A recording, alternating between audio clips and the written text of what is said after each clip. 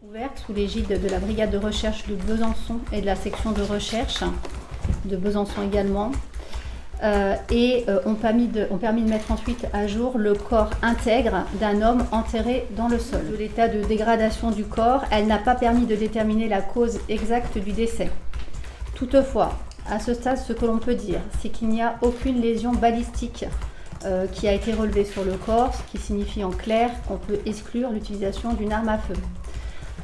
Il a été relevé par ailleurs un important traumatisme crâno-facial ainsi que des fractures du crâne attestant d'une violence d'une certaine intensité, et des analyses complémentaires sont actuellement en cours pour préciser ces conclusions. Par ailleurs, la comparaison des empreintes digitales du cadavre avec celle de Mehdi Tiza, individu âgé de 21 ans, défavorablement connu de la justice et qui était activement recherché depuis le 9 mars, a permis de confirmer qu'il s'agissait bien de ce dernier.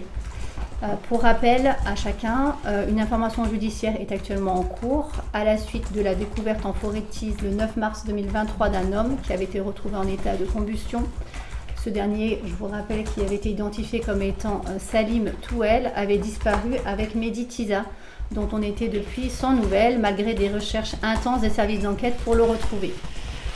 Compte tenu de cette identification, la saisine du juge d'instruction qui avait été donc initialement saisi de l'assassinat de Salim Touel, mais également de sa séquestration ainsi que de la séquestration de Mehdi Tiza, a été ce jour élargie du chef d'enlèvement et séquestration suivi de mort en bande organisée concernant plus particulièrement donc Mehdi Tiza.